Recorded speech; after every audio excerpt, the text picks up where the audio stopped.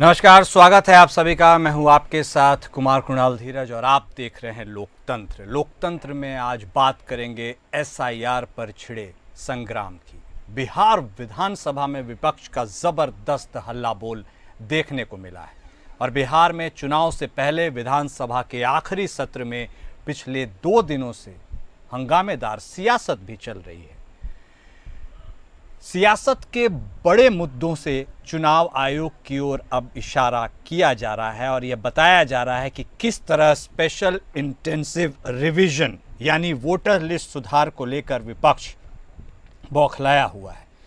बिहार विधानसभा के मॉनसून सत्र के दूसरे दिन विपक्षी दलों ने मतदाता सूची के विशेष गहन पुनरीक्षण या एसआईआर को लेकर जमकर हंगामा किया। विधानसभा सत्र हंगामेदार रहा। वेल में विरोध कर रहे विधायकों और मार्शलों के बीच धक्का मुक्की हुई। लंच ब्रेक के बाद सदन में पहुंचे नेता प्रतिपक्ष तेजस्वी यादव ने भी मतदाता पुनरीक्षण कार्य के मुद्दे को जोर शोर से उठाया। उन्होंने कहा कि यह विषय बिहार के वोटरों से जुड़ा हुआ है। यह उन्हीं वोटरों के लिए है जो हमें चुनकर यहाँ भेजते हैं। बिहार लोकतंत्र की जननी है और यहाँ पर ही लोकतंत्र को खत्म करने का प्रयास किया जा रहा है। हम लोग ऐसा होने नहीं देंगे। बिहार में एसआईआर मुद्दे पर सुप्रीम कोर्ट के तरफ से भी बात सामने आई थी, क्योंकि बिहार में एसआईआर के मुद्दे पर सुप्रीम कोर्ट में दाखिल अपने जवाब में आयोग ने यह कहा है कि वह मतदाता सूची से फर्जी मतदाताओं को हटाने की अपनी संवैधानिक जिम्मेदारी निभा रहा है, जिससे मतदाताओं को कोई दिक्कत नहीं है। वहीं आयोग ने कोर्ट में बिहार में मतदाता सूची के लिए आधार कार्ड, मतदाता पहचान पत्र और राशन कार्ड को वैध दस्तावेज मानने के सर्वोच्च न्यायालय के प्रथम दृष्टया मत से असहमति जताई है। चुनाव आयोग ने न्यायालय से कहा है कि इन पर भरोसा नहीं किया जा सकता। चुनाव आयोग ने कहा है कि आधार सिर्फ एक पहचान प्रमाण है। देश में बड़ी संख्या में फर्जी राशन कार्ड हैं और मौजूदा मतदान कार्ड पर निर्भर रहने से विशेष अभियान निरर्थक हो जाएगा। हालांकि चुनाव आयोग ने जोर देते हुए कहा कि मतदाता सूची में नाम न होने के कारण किसी व्यक्ति की नागरिकता समाप्त नहीं होगी। एसआईआर को लेकर जो ऊहापोह की स्थिति बनी हुई है, अब वह आक्रामक रुख अपना रही है और जिस तरह से लगातार विपक्ष इस पूरे मुद्दे को उठा रहा है, कोई फाउल प्ले की आशंका से वह ग्रस्त है। आखिर वह कौन सी बात है, वह कौन से तत्व हैं जिसके चलते इस पूरी प्रक्रिया पर विपक्ष का जो विश्वास है वह नहीं हो पा रहा है। आखिर ऐसी कौन सी त्रुटियां रह रही हैं या कौन सा अंदेशे से वह ग्रसित है जो यह सवाल पूछने के लिए मजबूर हो रहा है कि यह जो हो रहा है वह ठीक नहीं हो रहा है। इन तमाम मुद्दों को आज हम जानने समझने की कोशिश करेंगे, क्योंकि सुप्रीम कोर्ट ने भी इस पर अपनी टिप्पणी की। टिप्पणी में साफ तौर पर यह कहा गया कि जो इलेक्शन कार्ड हो गया, आधार कार्ड हो गया, ये जो सारी चीज़ें, राशन कार्ड हो गई, आप इसको भी आधार बना करके ये सारी चीज़ें तय कर सकते हैं। लेकिन इलेक्शन कमीशन ने अपने जवाब में कहा है कि ये प्रामाणिक नहीं है। तो फिर ऐसे में यह भी सवाल उठता है कि यदि इस तरह से कुछ वोटर्स के नाम कट जाएंगे जो ऑलरेडी वोटर आई कार्ड में हैं, आधार कार्ड में हैं, तो फिर उनके वोटिंग राइट्स के हनन को लेकर क्या कुछ होगा। चलिए इसी पूरे मुद्दे पर आज हम बातचीत करते हैं, चर्चा की शुरुआत करेंगे। हमारे साथ हमारे तीनों खास मेहमान जुड़ चुके हैं। हमारे साथ जनता दल यूनाइटेड के तरफ से बतौर प्रवक्ता किशोर कुणाल साहब जुड़ चुके हैं। भारतीय जनता पार्टी के तरफ से बतौर प्रवक्ता भूपेंद्र यादव साहब जुड़ चुके हैं। राष्ट्रीय जनता दल के तरफ से बतौर प्रवक्ता शाहन परवेज भी हमारे साथ जुड़ चुके हैं। आप सभी खास मेहमान का स्वागत है। सबसे पहले बात बिहार की, तो बात की शुरुआत कुणाल साहब आप ही के साथ करेंगे। सर, इतना कन्फ्यूजन जो है, जो विपक्ष को आप विश्वास में नहीं ले पा रहे हैं, आप जो चुनाव की ओर बिहार अग्रसर है, यदि विपक्ष ही इस पूरे आधार को निराधार समझेगा, जो आधार आप मांग रहे हैं कि भाई किस तरह से 11-11 डॉक्यूमेंट्स दिए जाएं, उसके आधार पर फिर से वोटर लिस्ट की रिवीजन की जाएगी, ऐसे में तो सर बहुत मुश्किल हो जाएगी, क्योंकि लोकतंत्र में विपक्ष भी तो उतना ही जरूरी है जितना सत्ता पक्ष। धीरज जी नमस्कार, सभी पैनलिस्ट भाइयों को नमस्कार और देश की जनता को प्रणाम। देखिए, सबसे पहले मैं स्पष्ट कर दूं कि हम चुनाव आयोग के प्रवक्ता नहीं हैं, हाँ। लेकिन एक जिम्मेदार राजनीतिक दल में होने के नाते, उसका प्रतिनिधि होने के नाते, हम उन सभी प्रक्रियाओं का समर्थन करते हैं जो पारदर्शी हो, संवैधानिक हो और लोकतांत्रिक हो। हाँ। जो एसआईआर का जो प्रक्रिया चल रहा है, उसका मकसद सिर्फ एक है कि शुद्ध और मतदाता सूची को शुद्ध करना और रद्द करना, यानी कोई भी फर्जी नाम मतदाता सूची में ना रहे, कोई डुप्लीकेट नाम मतदाता सूची में ना रहे, कोई ऐसा नाम मतदाता सूची में ना रहे जो दो अलग अलग जगहों पे हो। जो भारत का नागरिक होगा उसको मतदाता सूची से बाहर करना चुनाव आयोग क्या देश का संविधान भी इजाजत नहीं देता। उन्हें भारत के नागरिक होने के नाते मतदाता सूची से निकाल पाना नहीं आ रही है। जी। अब हम आते हैं चुनाव आयोग कर क्या रहा है आखिर। तो चुनाव आयोग का अधिकार सिर्फ इतना है कि वह मृतक जो मर चुके हैं, जिनकी मृत्यु हो चुकी है, दोहरी प्रविष्टि वाले यानी डुप्लीकेट कई ऐसे मतदाता हैं जो अलग अलग जगहों पे उनका नाम है, या स्थानांतरित कुछ ऐसे भी हैं जो यहाँ से शिफ्ट कर गए हैं कहीं और। उदाहरण के लिए कोई बिहार से देवघर चला गया तो उनका भी यहाँ होना नहीं जरूरी है। और इसके लिए सबसे स्पष्ट है कि पिछले 3-4 चुनाव में अगर किसी ने मतदान नहीं किया तो उनकी लीगलिटी, उनकी वैलिडिटी को स्पष्ट करना चुनाव आयोग का जरूरी हो जाता है। और उसी सत्यापन का एक हिस्सा ऐसा आ रहा है।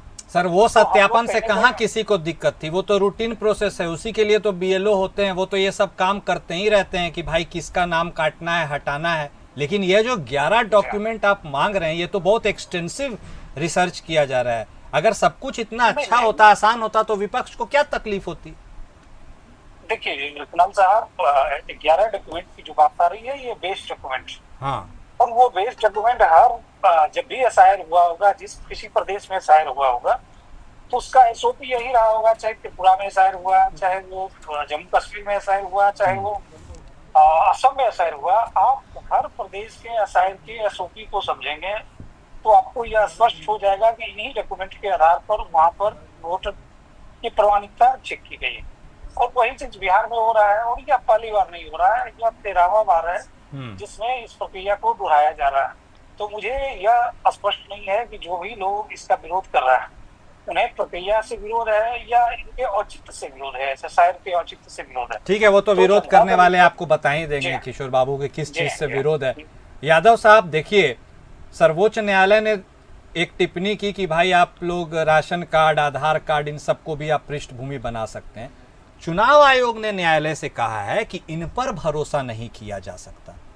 इन पर भरोसा नहीं किया जा सकता यादव साहब। ये वही आधार कार्ड है जिससे आपका प्रमाण पत्र बनता है, जिससे आपका कहाँ पर आप रहते हैं, स्थानीय प्रमाण पत्र, ये सारी चीज का आधार तो आधार ही है। उसी को आप निराधार बना दीजिएगा तो फिर किस चीज की विश्वसनीयता को देखिएगा।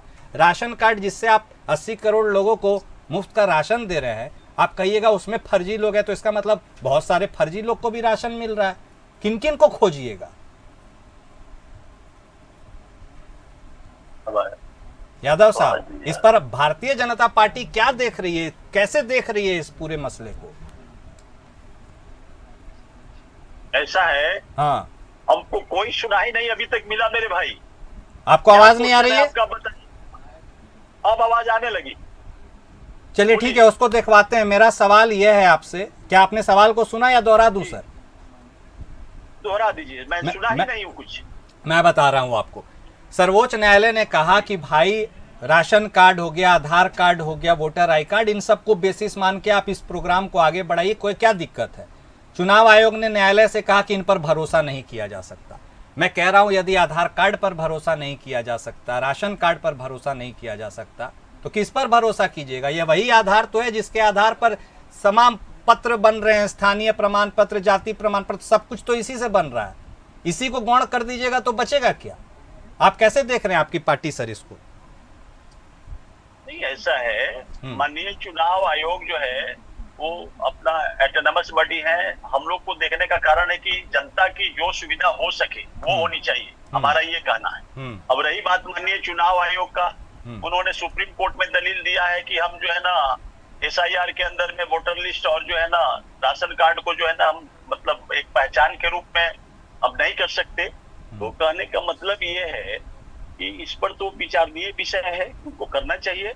हम तो यही कहेंगे, हमारी पार्टी जो है ना कभी नहीं चाहेगी कि बिहार की जनता हो या देश की जनता को किसी प्रकार से कष्ट हो वोटर लिस्ट में जुड़ने के लिए। और मतलब कोई भी यदि देश के हमारे वासी हैं, बिहार के वासी हैं, तो वह एक भी नहीं छूटेंगे, ये जरूर हमारी सरकार ने कोशिश करेगी। और कोई भी व्यक्ति जो सही रूप में हमारा वोटर है वो नहीं छूटने जा रहे हैं। यदि वो गलत तरीके से कोई है तो वो जुटने भी नहीं जा रहे हैं, जुटना भी नहीं चाहिए। नहीं वो बात तो ठीक है। और कष्ट सर कितना हो रहा है ना यादव साहब, आप ग्रामीण इलाकों में आप तो जानते होंगे सर, देखिए उन गांव वालों को जो कागज ढूंढ रहे हैं, जिनको पता नहीं उस फॉर्म को लेके भरना कैसे है, क्या करना है, उनको एक कॉपी मिल रही है नहीं मिली, बहुत उहापोह की स्थिति है।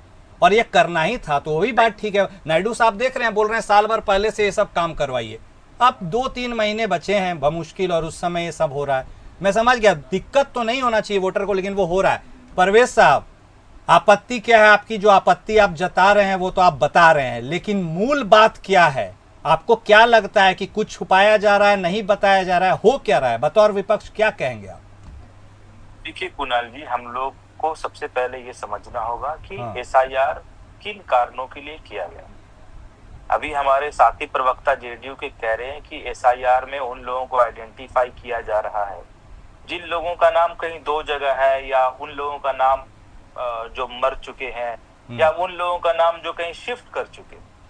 केवल इसके लिए एसआईआर किया जा रहा है। मैं इस बात से सहमत नहीं हूं। और मैं जेडीयू के प्रवक्ता साहब को ये याद दिला देना चाहता हूं कि और ना चुनाव आयोग ने कभी इस बात का क्लेरिफिकेशन दिया है। और अगर केवल इतना ही के लिए एसआईआर करने की आवश्यकता होती तो ये आपने बिल्कुल सही बताया था कुणाल जी कि ये डेली रूटीन है। अगर बीएलओ इतना भी काम नहीं कर पा रहा है तो इस इलेक्शन कमीशन को रखने की क्या जरूरत है? और इस इलेक्शन कमीशन को बनाए रखने का क्या जरूरत है कि आपको पता ही नहीं कि 20 साल पहले कोई माइग्रेट कर गया, उसका नाम आप नहीं काट पाए। आपको पता है कि 10 साल पहले कोई डेथ कर गया, उसका नाम आप नहीं काट पाए।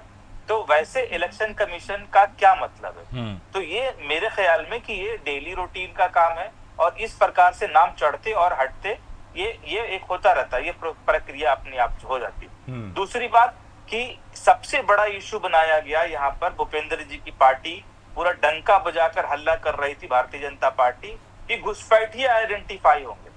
हम बताओ घुसपैठिए आइडेंटिफाई होंगे। अब बताओ कि एसआईआर का 90% फॉर्म फिलअप हो गया।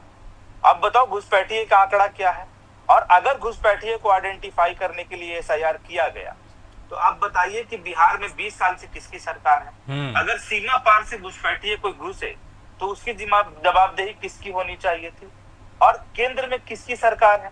तो आपने कभी 11 साल में और प्रदेश में 20 साल में आपने कभी घुसपैठिए का आंकड़ा क्यों नहीं जारी किया? और अगर घुसपैठिए घुसे तो सरकार किस काम की? सरकार को तत्काल इस्तीफा देना चाहिए। और अगर आप कहते हैं आ रहे हैं यादव कि फर्जी वोटर्स, 2 लोग 2 नाम रख के या 2 अलग अलग जगह नाम रख के लोग वोट दे रहे थे, तो फिर इसी लोगों ने आपकी सरकार बनाई बिहार में, इसी लोगों ने केंद्र में आपकी सरकार बनाई, तो क्या ये सरकार को भी अमान्य मान लिया जाए? उसके बाद आप आइए, आपने एक बहुत अच्छी बात कही कि केवल और केवल इलेक्शन कमीशन ने आज दलील दिया। पहले सुप्रीम कोर्ट ने इलेक्शन कमीशन से पूछा कि आप आधार कार्ड को क्यों नहीं शामिल कर रहे, आप राशन कार्ड को क्यों शामिल नहीं कर रहे, आप जॉब कार्ड को क्यों शामिल नहीं कर रहे। आज इलेक्शन कमीशन इस बात को स्वीकार कर रही है सुप्रीम कोर्ट में जाकर कि इसको स्वीकार नहीं किया जा सकता, इसको आप मान्य नहीं बोल सकते। तो अब बताइए कि अगर हम अपने इलेक्शन कमीशन की दोहरी नीति पर हम लोग सवाल खड़ा किए, आज भी इलेक्शन कमीशन के वेबसाइट पे फॉर्म 6 पड़ा है और फॉर्म 6 में आधार कार्ड को विजुअल आइडेंटिफिकेशन कार्ड माना गया। तो आधार कार्ड केवल अगर उसको एक्सेप्ट नहीं किया जा सकता आइडेंटिफिकेशन के लिए, राशन कार्ड को नहीं किया जा सकता और जॉब कार्ड को नहीं किया जा सकता, मनरेगा को नहीं किया जा सकता, तो ये केवल और केवल बिहार में, फिर पूरे देश के लोगों को आधार कार्ड आप स्थगित कर दीजिए। क्यों पूरे ये अगर आधार कार्ड इनवैलिड है, वही तो बात है। नहीं ठीक बात है, आधार के बिना चलेगा क्या? हर कुछ तो एक खाता खुलाने जाइए तो आधार मांगेगा। अभी इलेक्शन कमीशन के तो कोई प्रतिनिधि यहाँ नहीं बैठे हैं। नहीं तो मेरा सवाल उनसे होता, मैं आपके चैनल के माध्यम से इलेक्शन कमीशन से ये पूछना चाहता हूँ कि अगर इलेक्शन कमीशन ये मानती है, स्वीकार करती है कि हम आधार कार्ड को वैलिड डॉक्यूमेंट्स नहीं मान सकते, अगर हम राशन कार्ड को वैलिड डॉक्यूमेंट्स नहीं मान सकते, तो क्या ये वैलिड डॉक्यूमेंट सिर्फ बिहार के लिए वैलिड नहीं है? ये महाराष्ट्र नहीं, इसीलिए तो आप सवाल उठा रहे हैं, बहुत सारे सवाल उठे। ठीक है परवेश साहब, आ रहे हैं आपके पास। ये सभी पूरे देश ठीक है किशोर साहब देखिए, इसको क्यों इनवैलिड डॉक्यूमेंट? चुनाव आयोग कह रहा है कि देखिए नागरिकता किसी की नहीं जाएगी, लेकिन उसको वोटिंग राइट नहीं मिलेगा भाई, ये जो आधार वगैरह इन सब के बेसिस पे, उसके लिए तो जो प्रक्रिया SIR है उसमें आना पड़ेगा। मैं आपसे सिर्फ एक सवाल पूछता हूँ, बात बताइए किशोर आ रहे हैं शान साहब। किशोर साहब एक बात आप हमको बता दीजिए सर, बहुत ईमानदारी से सोच के आप बता दीजिएगा कि आप देखिए, आप एक तरफ कह रहे हैं कि नागरिक की नागरिकता नहीं जाएगी, लेकिन वो नागरिकता ही किस काम की साहब जिसमें वो अपने चुनाव अधिकार का प्रयोग ही नहीं कर पाए। वैसी नागरिकता तो बेकार है सर, जब आप चुन ही नहीं पाए अपने पसंद की सरकार, तो क्या फायदा वैसे आधार का और क्या फायदा वैसे नागरिकता का? किशोर साहब, हम लोग हाइपोथेटिकल सिचुएशन में जी रहे हैं, यही तो बोला गया है सर। हाँ बिल्कुल बिल्कुल। अभी देखिए सुप्रीम कोर्ट में मामला है, इलेक्शन कमीशन ने सुप्रीम कोर्ट में दिया है अपना हलफनामा। हाँ सुप्रीम कोर्ट को 28 तारीख को डिसाइड करना। इस बीच में हमारे जो प्रतिपक्ष के नेता है तेजस्वी यादव जी के प्रतिनिधि साहब जी ये साबित करने का कोशिश कर रहे हैं ये पूरे देश में मान्य है, सिर्फ बिहार में गड़बड़ियां। मैं इन्हें स्पष्ट कर दूं कि जहां जहां SIR हुआ है वहां पर आधार कार्ड को कहीं भी बेस्ट डॉक्यूमेंट की सूची में नहीं रखा गया है। इसका कारण है कि आधार कार्ड को बनाने के लिए भी हमें कुछ डॉक्यूमेंट देनी होती है, प्रूफ, चाहे डेट ऑफ बर्थ का प्रूफ देना हो या प्रूफ ऑफ रेसिडेंस का देना हो। तो जब जिस कार्ड को बनाने के लिए ही हमें एक बेस आधार की जरूरत पड़ती हो, डॉक्यूमेंट की जरूरत होती है, उसको आधार बनाकर कैसे आप उसको कर सकते हैं? पॉइंट नंबर 1, ये इलेक्शन कमीशन और सुप्रीम कोर्ट के बीच मामला है। तो जब तक ये मामले पे सुप्रीम कोर्ट की अंतिम प्रतिक्रिया नहीं आ जाती है, तब तक हम लोग इसको वैलिडेट या नेगलेक्ट कर रहे हैं, तो कहीं ना कहीं सुप्रीम कोर्ट पे एक दबाव बनाने का प्रयास कर रहे हैं। नहीं तो सुप्रीम कोर्ट से तो जब सब फैसला आएगा तो आएगा, तब तक तो ये प्रोसेस भी चल रहा है, तब तक तो आप 90% बोल रहे हैं, आप अपलोड कर दिए, प्रोसेस ही कंप्लीट हो जाएगा, फिर बचेगा क्या? प्रोसेस बिल्कुल चल रहा है। और आपको जानकारी के लिए मैं बता दूं कि 56 में, 57 में, 61 में, 65 में, 66 में, 84 में, 89 में, 92 में, 93 में, 95 में, 2002 में, 3 में और 4 में ऐसा हुआ है। पुराने दिनों में, नए दिनों में आप देखेंगे तो जम्मू कश्मीर में हुआ, आसाम में हुआ, त्रिपुरा में हुआ और सेम SOP का फॉलो किया गया। नहीं मैंने मैं समझ गया, आपका कहना है कि ये होता है भाई तो हो रहा है, इसमें इसको कोई रंग देने की जरूरत नहीं। इसका एक आधार है, अगर मतदाता सूची सटीक हो तो इसे किसको आपत्ति होनी? ठीक है, आ रहे हैं परवेश साहब, आ रहे हैं। यादव साहब आप देखिए, सुन समझ रहे हैं सर, आप सब कुछ देख भी रहे हैं, जान भी रहे हैं, आप भी एक पार्टी है सर, उसी लोकतंत्र में आप भी एक पार्टी है जो चुनाव लड़ती है। आप पार्टी वाइज इसको कैसे देख रहे हैं? क्या ये सहज है सर इसे डाइजेस्ट करना है, इस बात को? ये जो बातें चल रही हैं, एक आम आदमी जो बोल रहा है कि सर 5 साल पहले मेरा नाम था, लोकसभा चुनाव में हमने वोट दिया, बताइए अब हमारा वोट हम दे पाएंगे कि नहीं, हमको पता ही नहीं है। उस आदमी की मनोवृत्ति समझिए सर, जिसने आम चुनावों में तो वोट दिया, उस समय वो नागरिक था, अब बोल रहा है कि भाई पता नहीं, तुम्हारा कागज नहीं है तो तुम वोट नहीं दे पाओगे, नागरिक रहोगे। सोचिए। नहीं, ऐसा है कि मैं आपको बता दूं कि माननीय चुनाव आयोग जो है, अभी तो मामला चला गया है सुप्रीम कोर्ट में। और ये भाई साहब हमारे परवेज शहबाज भाई हैं, शान प्रवक्ता, ये बोल रहे थे, शान परवेज जी ये बोल रहे थे कि चुनी गई सरकार भी ये हो सकता है। इनको मालूम होनी चाहिए कि इन्हीं की सरकार थी बिहार के अंदर में, तो SIR हुआ था 2003 और 2003 में, उसके बाद अभी जो है ना SIR हो रहा है भाई। तो इनको बहुत सूझबूझ से बोलना चाहिए। इनको जितनी भी गड़बड़ी जो है ना दिख रहा है, माननीय चुनाव आयोग, आइए लोग सुप्रीम कोर्ट में चले गए हैं। अब रही बात जनता का, तो हम लोग भी चाहेंगे कि जनता का भला कैसे हो। हम लोग कभी नहीं चाहेंगे कि इस देश का जो वासी है, हमारे प्रदेश के जो वासी हैं, उनका नाम कटे रे भाई वोटर लिस्ट से। हम लोग का भी प्रयास रहेगा कि उनका वोटर लिस्ट, लेकिन इसके लिए हम लोग क्या किए हैं, BLA जो है ना हम लोग जो है ना अपना रख दिया है। ये भी 55,000 BLA रखे हैं, 60,000।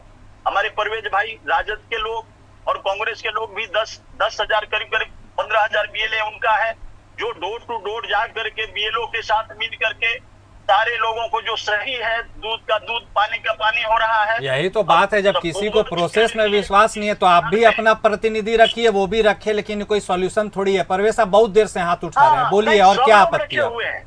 बोले ठीक है सर, ठीक है, जल्दी से, वक्त का अभाव है। समझ गया था साहब। परवेश साहब जल्दी क्लोजिंग कीजिए। मृतक मुझे कुछ चीजों पर, मुझे नहीं, मैं पूरे बिहार की बात कर रहा हूँ और पूरे देश की बात कर रहा हूँ, और आप जिस गंभीरता से बैठे इस डिबेट को लेकर, मैं उसकी चिंता व्यक्त कर रहा हूँ। हाँ। मैं ये कह रहा हूँ कि इन्होंने कहा कि परवेश जी को जानकारी नहीं थी, आप ही की सरकार में 2003 में SIR हुआ। मैं ये कह रहा हूँ कि SIR होना गलत नहीं है। आपने SIR किन कारणों से कराया? अगर चुनाव, मैं तो पहले बोल रहा हूँ कि ये लोग चुनाव आयोग के प्रतिनिधि नहीं है, मगर जिस प्रकार से चुनाव आयोग का ये लोग बचाव कर रहे हैं, सत्ता पक्ष के लोग बचाव कर रहे हैं, उसकी मंशा पर सवाल खड़ा हो रहा है, और वो दिख रहा है कि दूध की रखवाली बिल्ली कर रही है, तो सवाल तो खड़ा होगा। दूसरी बात अब आ जाइए कि मैं पूछना चाहता हूं कि अगर आज आपके पैनल पे कोई चुनाव आयोग का प्रतिनिधि होता, तो मेरा सवाल और बिहार की जनता का ये सवाल है कि किन कारणों से SIR कराया जाए, उसका सटीक जवाब, एक लाइन का जवाब आपको देना चाहिए। भूपेंद्र जी सुनिए ना, भूपेंद्र जी सुनिए ना, अरे सुनिए ना भाई, बड़ा इंटरप्ट करते हैं। आपको सुनना नहीं है, बोलने नहीं, जब बोलने नहीं आता तो सुनिए कम से कम। आप गलत सुनिए ना, आपको क्या आता है जब बोलने अब क्या गलत है क्या सही है, यही तो विडंबना है, जनता समझ नहीं पा रही है। इसी ऊहापोह में पूरी स्थिति फंसी हुई है। वक्त इतने की इजाजत देती है, क्षमा कीजिएगा। आप सभी खास मेहमान हमारे साथ जुड़े, आप इस चर्चा में शामिल रहे, इसके लिए आपका बेहद शुक्रिया। लेकिन SIR के नाम पर जो हो रहा है वो लोगों के गले नहीं उतर रहा है, लोग डर रहे हैं कि हो क्या रहा है। जरूरी है यह चुनाव आयोग भी सामने आए और कम से कम बोले कि जो हो रहा है उनके भले के लिए हो रहा है, ताकि पारदर्शिता बनी रहे। लोकतंत्र में आज बस इतना ही। नमस्कार।